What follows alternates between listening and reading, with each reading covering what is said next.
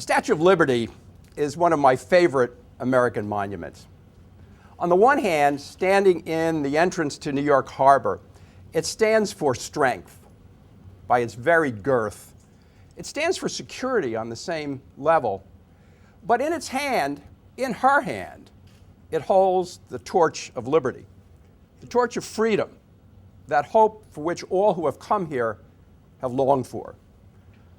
And symbolically, it joins the two concepts together: security, liberty.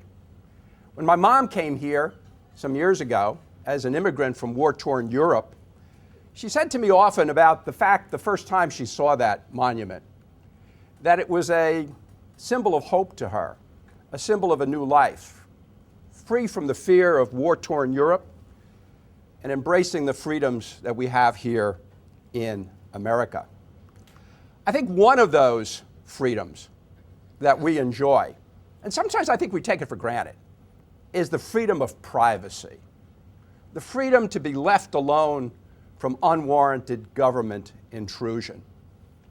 But I think we have to recognize that in today's age, this concept of privacy is under attack. Now, Scott McNealy, you may know of him, is a retired CEO of Sun Microsystems. Now, McNealy has said in a very famous line that privacy is dead. Get over it. How do you feel about that? How do you feel about that concept? I know how I feel. I cherish the liberty and the freedom and my privacy.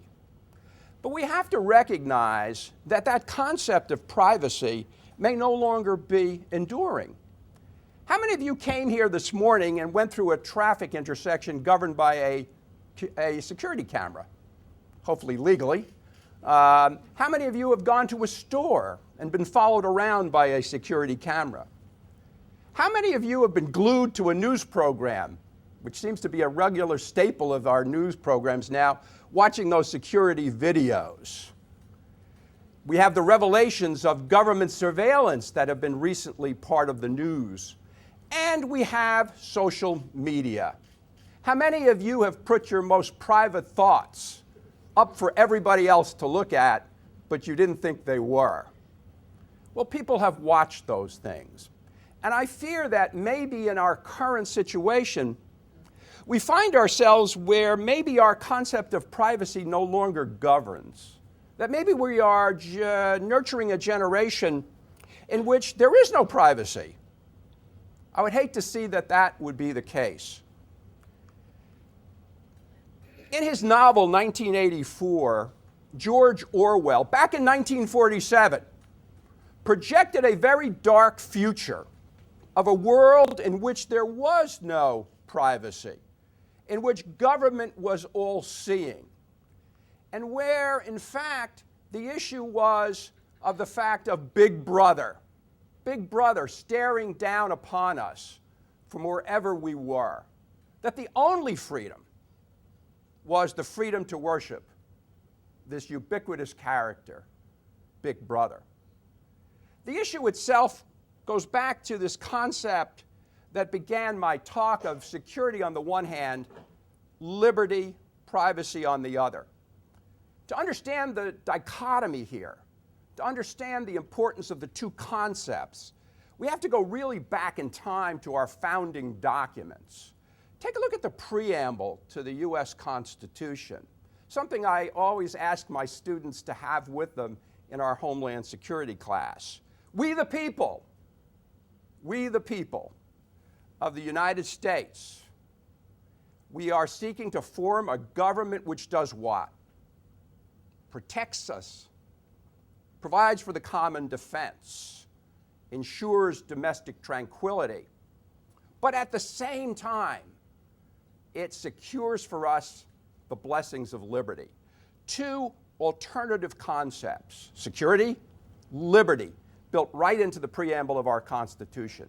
The question for us today as Americans is simply this: are the two concepts complementary, or are they exclusive? I would like to believe, as I think our founding fathers believed, that they existed in equilibrium, that one was important for the other and vice versa. Sort of a scale of justice, for example, that is so much part of our courthouses today. The alternative view of this would be, I think, George Orwell's view in this famous quote from 1984, in which in every room, in every landing, the ubiquitous photo of Big Brother stared out at you, and the eyes seemed to move with you. We can almost sense it, too. I guess the question for us today is simply, is Big Brother alive and well? I would first posit this. I don't believe darkly that Orwell's prediction has come true. I don't believe we live in that dark time. However, I do believe that our freedoms have greatly been eroded in so many different ways, and that to better understand the issue, to better understand what we as citizens need to do about that, is to go back in history, to understand where we've come from, in order to understand where we are presently. A review of historical episodes indicates that this tug of war, this tug of conflict, is not new to us in the 21st century, in the year 2013. This concept of the tug between liberty on the one hand, the importance that we need it, and on the other hand, we need to be protected, there's no doubt that these are both important to us, is not new. Let's take a look at the early part of the 19th century. The picture here is John Adams, second president of the United States. And in a time of a national, perceived to be national crisis with France, our old ally, our earliest ally, the Alien and Sedition Acts were passed by a Federalist Congress.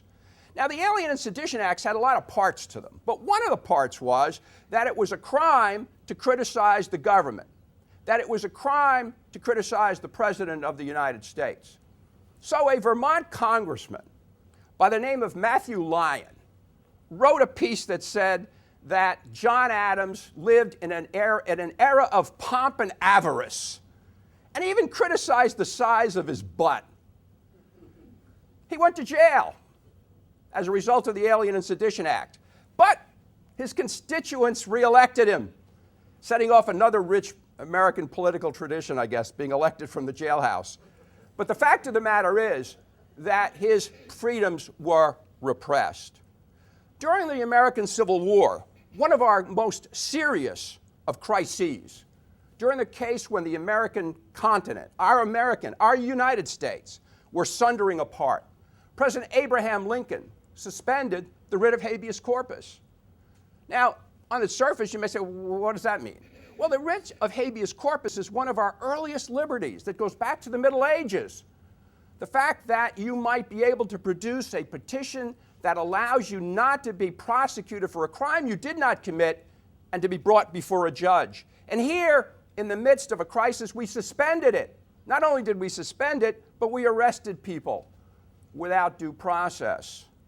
The American Civil War. Abraham Lincoln would later say, am I to punish the hairs of that young soldier boy who deserts and not do the same for the person who advocates it? A time of national crisis. During the First World War, when we entered the war in 1917, we passed the Espionage and Sedition Acts. In fact, the Espionage Act is still with us. In those times of national crisis, the Espionage and Sedition Acts made it a crime once again to criticize the government, to criticize its leaders, or to criticize the draft, our second wartime draft in American history. Eugene V. Debs, the founder of American socialism, would go to jail for some years for the fact that he spoke out against the draft during that time period. And in the period thereafter, in those unsettled times in 1919 and 1920, when there was turbulence in post-World War I Europe and in the globe, so to speak, the government here, in the first Red Scare, suppressed foreign individuals, foreign immigrants who had unpopular political positions, and in fact, bundled a whole group of them on a ship and ship them out without any due process whatsoever. In 1942, at the beginning of the Second World War for the United States, the Americans on the West Coast, through presidential executive order and military order, interned hundreds of thousands of Japanese Americans without due process and interned them in camps throughout the western part of our country. Some of those camps today are monuments.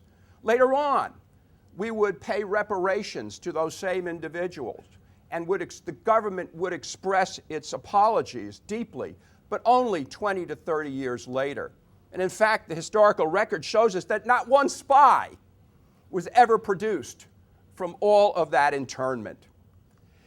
And then in the aftermath of the Second World War, a second sense of turbulence, of unpopular political opinion, the Second Red Scare, the beginning of the Cold War, the rise of communism, and the issues with regard to loyalty oaths, the blacklist, McCarthyism, all well understood and all well remembered during that time period.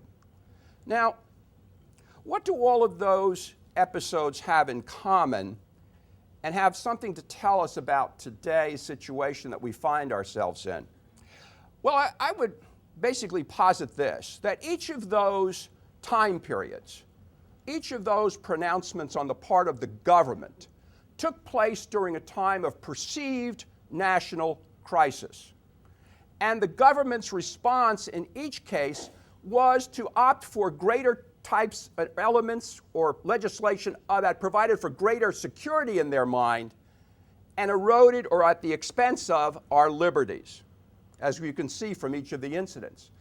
But, and I think this is the beauty of our democratic institutions and the flexibility of our American system, is that when those crises were perceived to be ended, like the end of the war, for example, or there was a judicial intervention, like the Supreme Court, or a political change of view within the highest levels of our government, each of those enactments was brought back, was repealed, and we went on to restore the balance between liberty and security.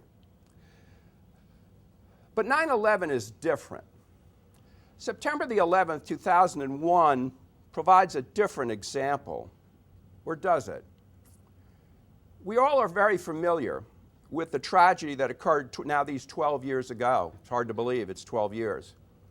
And it brought the advent of the war on terror. Now, the issue of the war on terror is when does it end? How does it end? We're not sure. And as a result of it, we have enacted a series of enactments which have provided for greater security, I guess, on one end, and greater powers to the government to deal with it, but on the other hand, has eroded our liberties, our privacy in many ways. The PATRIOT Act is one of those examples.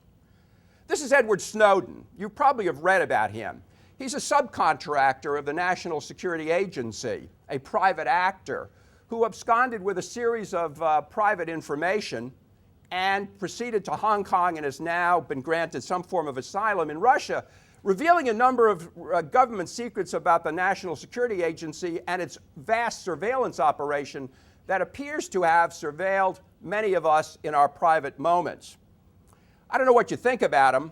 I've got my own thoughts, but I would say this, regardless. He has allowed us to provide for a national debate with regard to the issue of protecting our privacy.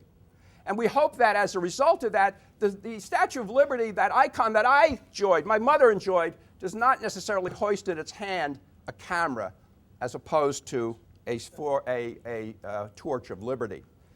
PRISM and Blarney are the code names of these National Security Agency programs that, in conjunction with internet companies and telecommunication companies, have pried into emails, internet usage, among other things, of our private lives. Now, I'm not here to castigate the government. That's an easy thing to do, I guess. I'm not here to do that. I am not here to say repeal all of these things. Our security is important in a very uncertain age. Allowing the government to provide for the ability to get information is extremely important to us. And the history of that goes back maybe to the Second World War at Bletchley Park, where American and British decoders decoded Japanese and German codes and maybe ended the war early. General Eisenhower would say that as a result of that intelligence gathering, the Second World War ended 2 years before it might have, and all those lives were saved. And the government was roundly criticized after 9/11 for not, in fact, connecting the dots, for not, in fact, putting all that information together, for not gathering that intelligence. But it causes us to think about what it is for the right of privacy, our right to be left alone, as Louis Brandeis said. Now, the last time we engaged in a national dialogue on this was the 1970s. Disco. The fact of the matter is that that's the last time we had a national dialogue, providing for the Privacy Act of 1974. The last big judicial decisions of the Supreme Court go back to that time period. But we haven't done that again since, but only recently. But yet we've given the government greater powers with greater technology to pry into our lives in the name of national security. The question for us is, how do we engage that to make that work to protect our liberties and our security? I think it calls for greater congressional oversight than we've seen, much more robust, increased transparency on the part of the government, a review of those very statutes that have been authorized this types of surveillance in general to see where we can also opt to protect our privacies, whether it be the authorization of the use of military force to the Foreign Intelligence Surveillance Act or the PATRIOT Act. We need to review those. But in the end, although this calls for government action, it's up to you, the citizens, to act here, to write that letter to the editor about this, to talk to your representatives. How do you wish us to be understood as a nation? Is it a nation that is the ultra-national security state where Big Brother is watching us? Or is it the nation that embraces its liberty and its security? Benjamin Franklin has often said it, I think, much better, that any society that would give up a little of its liberty to gain a little security will deserve neither and lose both. I would like us to be able to say that in the end, through our action, working with our government and providing for security and rebalancing our nation, we have said that our liberty, our privacy is important. It is not dead. It is alive. Embrace it. Thank you.